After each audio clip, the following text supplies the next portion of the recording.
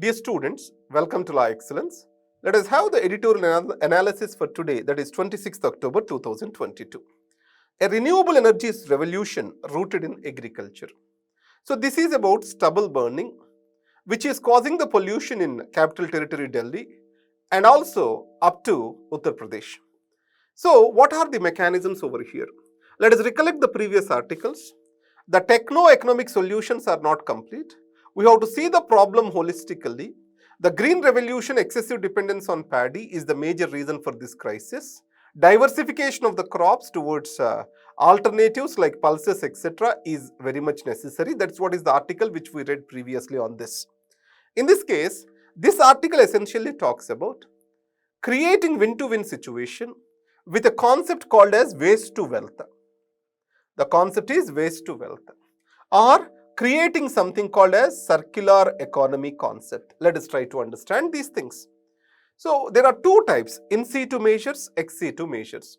In situ solutions, if you observe, you can kill the stubble there in the farm itself by keeping them in between the soil, and you can go seeding the crop there. And second, ex situ solutions means you can use this paddy straw as feedstock for thermal plants and compressed biogas plants, industrial boilers, etc. So it means you are collecting them from farmers, burning them, and you are converting that into gas, and you are using as an energy source. Obviously, this kind of technique is going to be enormously useful for the farmers. How it will? Let us see how it becomes a win-win situation. One is pollution is controlled. As paddy straw need to be bought from the farmers, farmers are gaining certain income. Second, the third point is it is adding to energy security. Compressed biogas, which we are developing from plant sources, is green fuel more or less, and rural employment generation.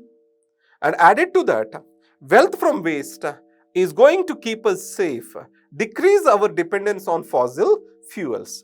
In this case, for plus one advantage, let us talk one example over here. German Verbio AG, it has took the approval from the government to set up a compressed natural gas plant in Punjab from the paddy straw waste. Almost it can convert 3,600 acres paddy which is generated the straw, that can be used to generate energy there. So this is a win-win situation for everyone.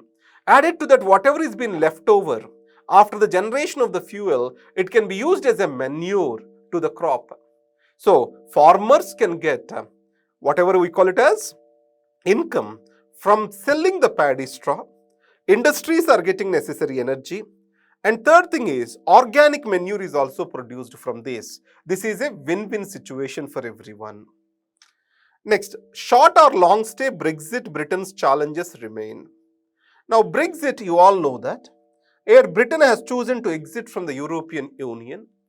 It is a closely knit trade group for more than 5 decades. Once the Britain has exited, it has got certain problems with it. One thing is Ireland problem, you know. The Republic of Ireland and Northern Ireland problem. So previously they had soft borders, it has to lead to the hard border now. So there has to be a customs checkpoint between 2 units of the Ireland, and people are not willing for that. And second thing is, Republic of Ireland wants to be in EU. No, that's where the problem is. The second is, the London was a financial capital, and today alternative centers like Dublin are developing for that. And third thing, it has lost importance as an important trade hub for the Europe. Alternative centers in Germany and France are taking up that particular thing. And the biggest trader, EU, has been away. It has badly hit the economic growth, especially the exports. Now, if you take Boris Johnson, Theresa May, Cameron, all these people have wrongly planned the Brexit. Today, the biggest challenge before Rishi, who is the new Prime Minister of UK, is to bring back the economy on track. So the economic problems did not start with Liz Truss. They have started with Brexit. And then today, how to take that legacy and solve the problems of the Britain? These are the questions that need to be answered. Next is one-man rule. This is about a recently concluded Communist Congress in China. So Communist Party of China is the largest communist party in the world today.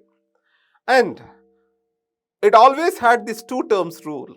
Now Xi Jinping is elected for third term, not just elected, he has got absolute control with all levers of the country.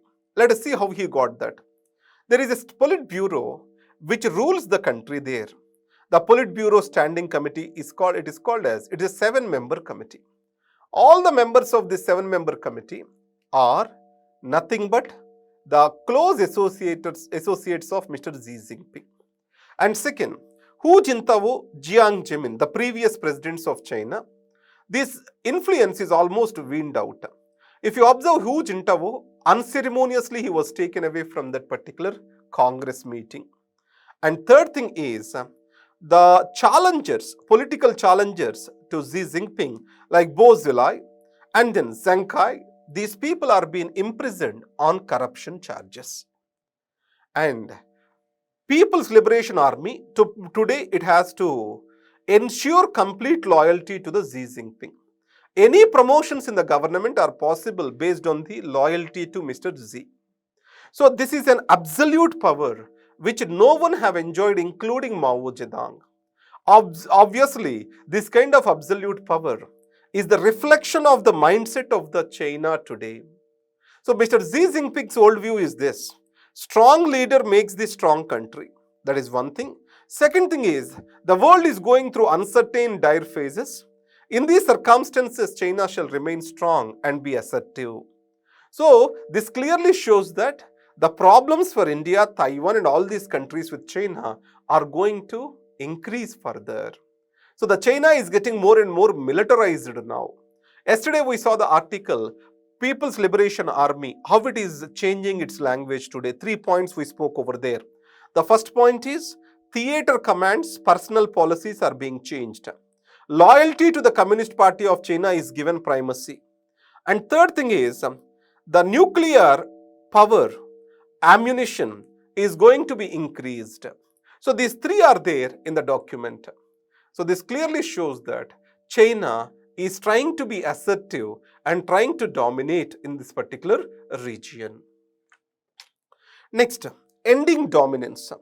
Remember, to curtail the monopoly, what we have is called Competitive Commission of India. Recently, this Competitive Commission of India has imposed a penalty of 1,337 crore on Google. What is the reason? Original equipment manufacturers, let's take Samsung is there. It uses the Android software of the Google, and if they have to use the Android software, there is a preset of applications of Google that have to be pre-installed into it, including Google search. Other than Google search, nothing is being allowed on that particular phone. And then Google Play Store can only be installed or can only be allowed if they agree to this particular conditions. Obviously, this is based on monopolistic mindset. To curtail this, the Competition Commission of India imposed the penalty. What will happen because of this? Obviously, any kind of curtailment of monopoly is an invitation for openness, innovation, etc.